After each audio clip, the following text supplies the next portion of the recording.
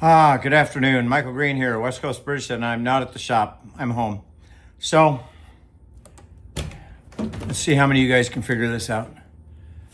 You're speeding in your Land Rover. You're tearing along at 75 miles an hour, maybe faster. And you're coming over a pass that goes up to over 1,000 feet, starts coming down the other side. And this Land Rover of yours is getting a bit loose. Whatever you do with the steering wheel isn't affecting what the car's doing. The back end's going, no, we're going over here, watch this, okay? Got so hair-raising that finally after 12 miles or so, I stopped, pull off the freeway, get out, start grabbing wheels, shaking wheels. I'm shaking the roll cage, seeing if I've got a panhard bushing on the front loose, if I got a equalized shock absorber in the back. I'm hunting for anything. Look underneath, there's no oil, there's no nothing. Get back on the freeway. If you really nice to it, and minimal steering input, it's not too bad. We're back up to 70, 75. Traffic though, people don't cooperate. People have a nasty, nasty habit of standing on the brakes for no reason. Why? Because they follow too close. All of a sudden you got to lean on the brakes of the Land Rover and the brake pedal says, I'm headed to the floor. And about a quarter from the floor, the front brakes come on good. Well, this is really weird. And the back end's shifting around and the thing wants to swap lanes. It got kind of evil. So I had to calm down, drive it, put no load on it, got off the freeway again, thought, screw it, I'll just drive it home. So I kept the speed down. I got home, pull up in the driveway at slow speed, heard some noises. Okay. So what do you think? So our patient sitting on the driveway cooling down after a ride at O'Dawn Stupid this morning from home to the shop, and then took the Aston and went to a rented car show. Was a bit odd going to work, but not bad. Nothing like coming home. Boy, oh boy. I was blaming the steering a little bit this morning, but so what would you go check first? Put your comments in the boxes below. I'll be right back. So first thing you do is you get out of the car on the freeway like I did, and you come around, put a hand on the tire. It's hot. It's not hot, it's what it should be. It's hot. In fact, it's cooler than the front one. That one nobody cares about. No, cooler.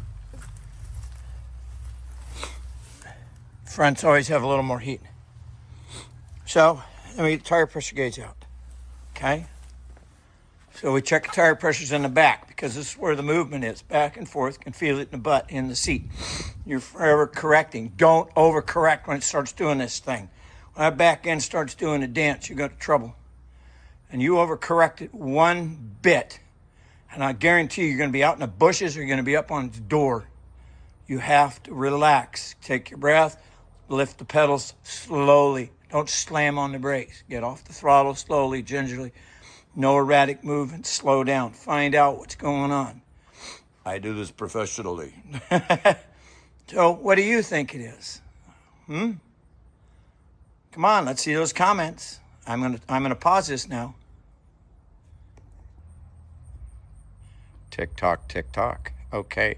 Did you leave your comments? Now we're looking at another Land Rover. The axles are all the same. The only difference between the Disco and the 110 is this is a Land Rover axle. That's a Salisbury Land Rover axle. It means heavier duty. Otherwise, everything's pretty much the same. The diff's bigger, but I mean wheel bearings, so on. On a 110 93 NAS car has drum brakes in the back, unfortunately, where the Discos, Range Rovers all have disc brakes. Okay. So as you can see, I got a floor jack out. So I come around and I test tire pressures. 38 pounds, 38 pounds. Tire temperature's great, tire temperature's great. And then you get the old fingers. You wet your fingers, put them on the hub. Yeah, hub's nice. I'm gonna go around this side. Wet your fingers again. Put your hand on the hub. Holy shit. Ouch, hot.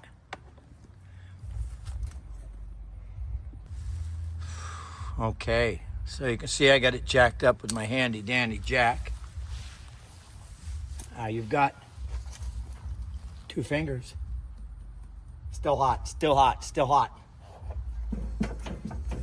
What does that mean? Huh? Come on, guys. What do you see? No, the wheel's not loose. The hub's moving. Means the bearings have gone, one of the bearings has gone bang on the wheel bearing. Okay? So if you're like me, which most of you aren't,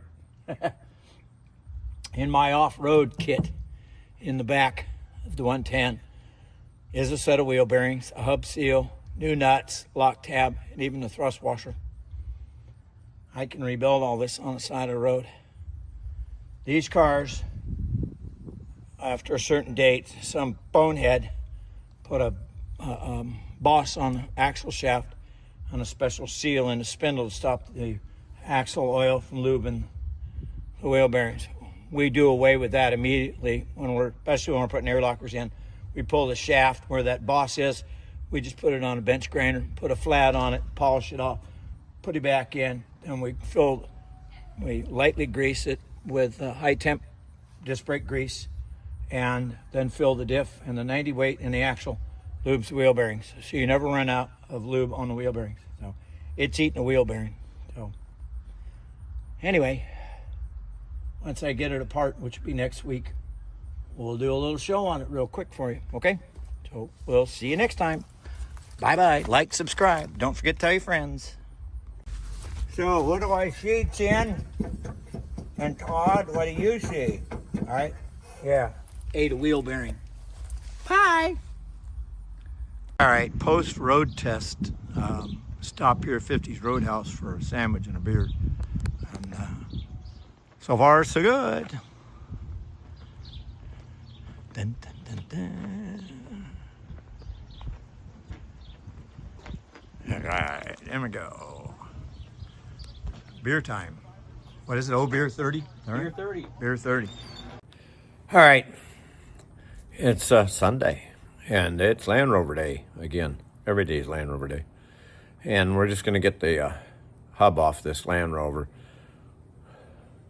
See, we get the wheel going. And got our drip pan down there. Stay tuned for more.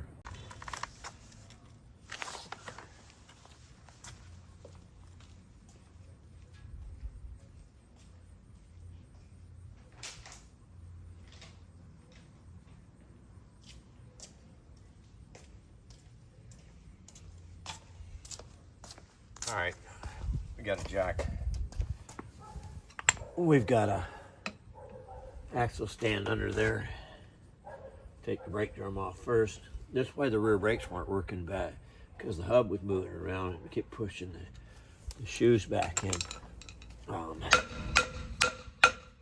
Probably gonna need a set of shoes on it now. Yeah. Whoa, look at the crap in there. Wow.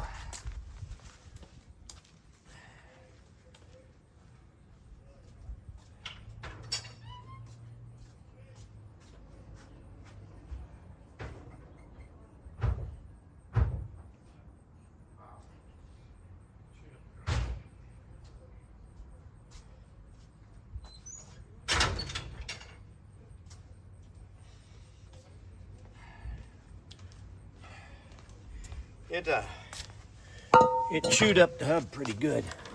I mean, the brake drum pretty good. So, gonna have to change the. Look, hey, like it, right? Hang on.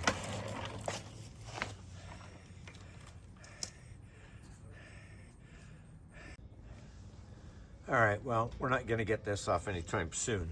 It's on there. So we're going to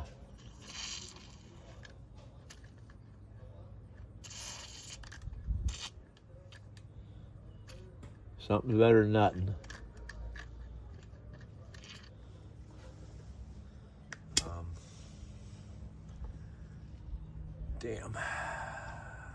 Definitely gonna have to change the brake shoes. Gonna have to change the brake drums.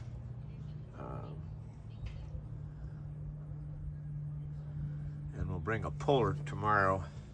We'll bolt in on these bolts and put a spud in here and see if we can eject it off that way. And we'll see what the condition of the spindle is, or stub axle, however you guys want to call it. And if it's not bad, we'll put some emery tape on it, polish it all up, make it pretty. If not, put a new one on.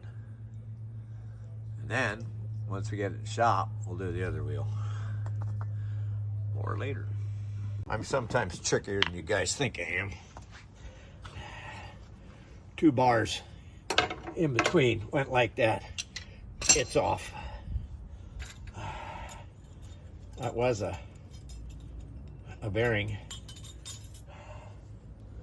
Oh, the race is still on. Damn it. Gonna have to buy a stub axle. Anyway, it's off. And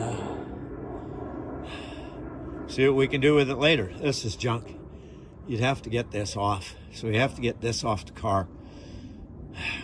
Get this in the vise. And saw this, bust it off, polish this, and see if we can get anywhere. Okay?